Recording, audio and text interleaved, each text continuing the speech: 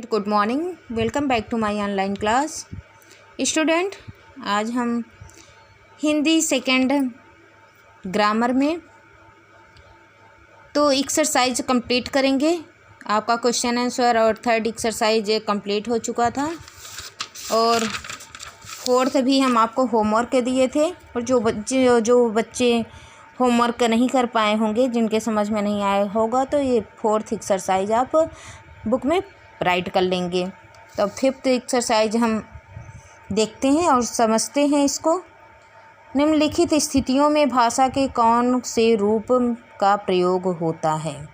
छात्रों द्वारा अध्यापिका को उत्तर बताना। छात्रों द्वारा अध्यापिका को उत्तर बताना कौन सी भाषा है? तो अध्यापिका को छात्र उत्तर दे रहा है तो बोलकर ही उत्तर दे रहा होगा, तो क्या है? मौखिक भाषा। छात्रों द्वारा अध्यापिका को उत्तर बताना क्या है? मौखिक भाषा। ईमेल द्वारा समाचार भेजना। ईमेल द्वारा हम ईमेल करते हैं तो उसमें लिखते हैं, तो ईमेल क्या है? ईमेल द्वारा समाचार भेजना क्या होगा? लिखित भाषा। अध्यापिका द्वारा बच्चों को कविता सिखाना। अध्यापिका बच्चों को कविता बोलकर सिखाएंगी, तो ये क्या होगा? मौखिक भाषा। श्यामपट्ट पर प्रश्नों के उत्तर लिखे जाना। ब्लैक बोर्ड पर क्या है कि आंसर राइट किया जा रहा है, तो कौन सी भाषा? तो ये लिखित भाषा होगी। टेलीफोन पर बातचीत करना, तो टेलीफोन पर हम बोलकर बात करते हैं, न कि लिखकर टेलीफोन पर बात करते हैं। तो टेलीफोन पर बात करना, यदि ऐसे क्वेश्चन आपके सामने आते हैं तो आप बताओगे टेलीफोन पर बातचीत करना मौखिक भाषा है। इंटरनेट से जानकारी प्राप्त करना। इंटरनेट से जानकारी प्राप्त करना क्या है? लिखित भाषा। इंटरनेट पे हम लिखित भाषा में ही जानकारी को प्राप्त करते हैं। चौराहे पर खड़े सिपाही द्वारा हाथ दिखाना। चौराहे पर कोई सिपाही खड़ा है, वह हाथ दिखाता है, तो क्या है? मौखिक है। मुँह से बोल रहा है कि लिख कर बता रहा है, तो हाथ से संकेत कर रहा है, तो सांकेतिक भाषा हो जाएगा। बच्चों द्वारा कहानी सुनाया जाना। बच्चों द्वारा बच्चे क्या कर रहे हैं? कहानी सुना रहे हैं, तो सुनाने का काम करना है, तो मौखिक भाषा है। चित्र को देखकर उसके बारे में लिखना। कोई चित्र है, उसके बारे में हमको लिखना है, तो लिखने का काम क्या है? लिखित भाषा। तो चलिए हम अब चैप्टर 2 लेसन 2 स्टार्ट करते हैं। इसमें लेसन 2 कंप्लीट करने के बाद हम अपने हिंदी फर्स्ट तो उड़ान से हम फिर अपना क्वेश्चन लेसन 1 स्टार्ट करेंगे।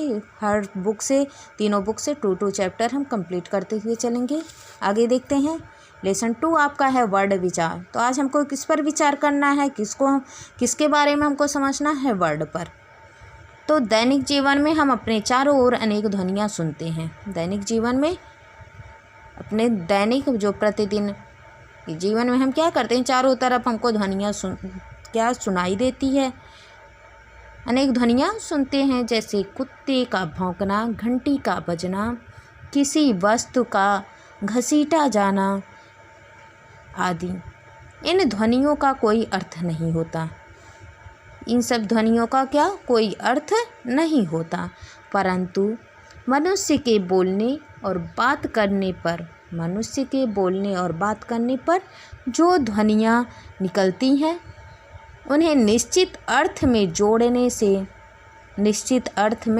जोड़ने से शब्द और वाक्य बनते हैं। व्याकरण की दृष्टि से ध्वनियों का बोला और लिखा गया रूप वर्ड कहलाता है। ध्वनियों का बोला और लिखा गया रूप क्या कहलाता है? वर्ड कहलाता है। भाषा लिखने की विधि। भाषा लिखने की विधि क्या कहलाती है?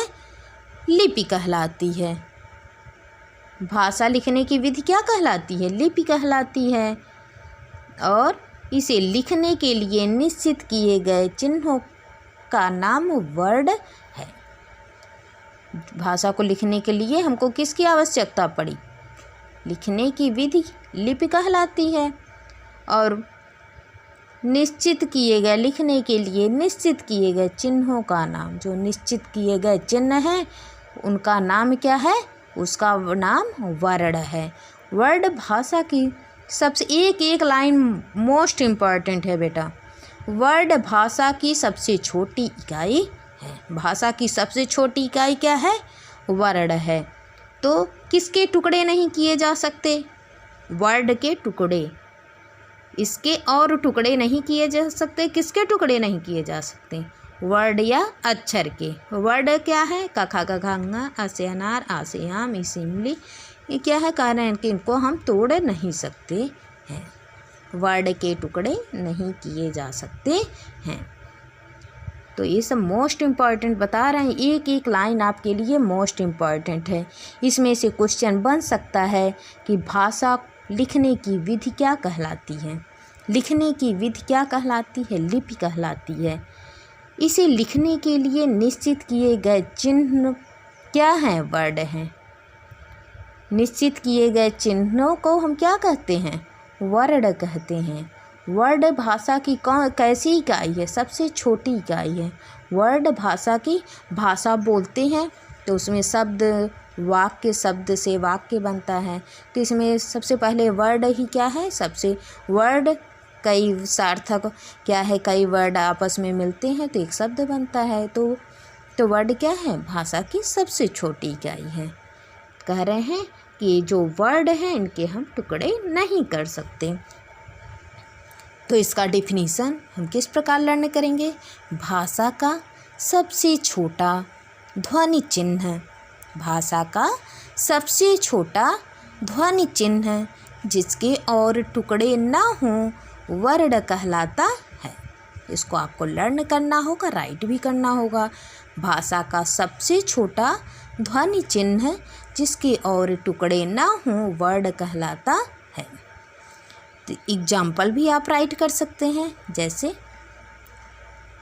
गीता।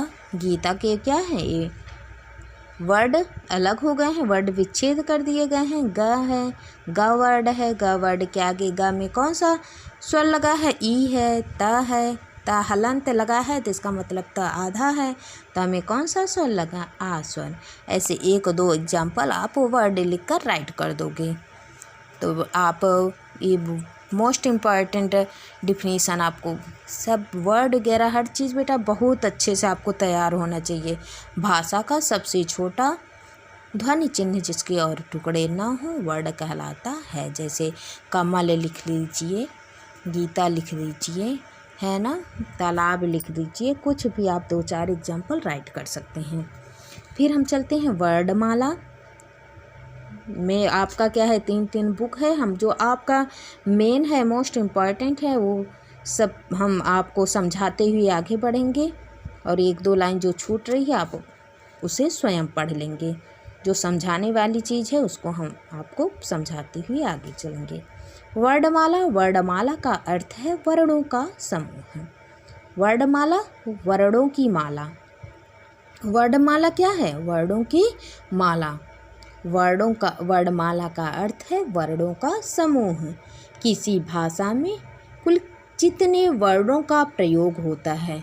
वर्णमाला में कितने वर्ड होते हैं, उन कितने वर्ड प्रयोग हुए हैं, उनका क्या है? उनका समूह उस भाषा की वर्णमाला कहलाता है। वर्डों की माला। वर्णमाला के अंतर्गत कौन कौन से वर्ड होते हैं? वो क्या होता है? पूरे का समूह होता है। तो आप इसका डिफिनीशन इस प्रकार लर्न करोगे। किसी भी भाषा के मूल ध्वनि चिन्हों के व्यवस्थित समूह को। हाँ, आप ये भी कर सकते हो कि वर्डों के व्यवस्थित समूह को वर्णमाला कहते हैं। आप इसे भी राइट कर लेंगे और बिल्कुल सही डिफिनीशन भी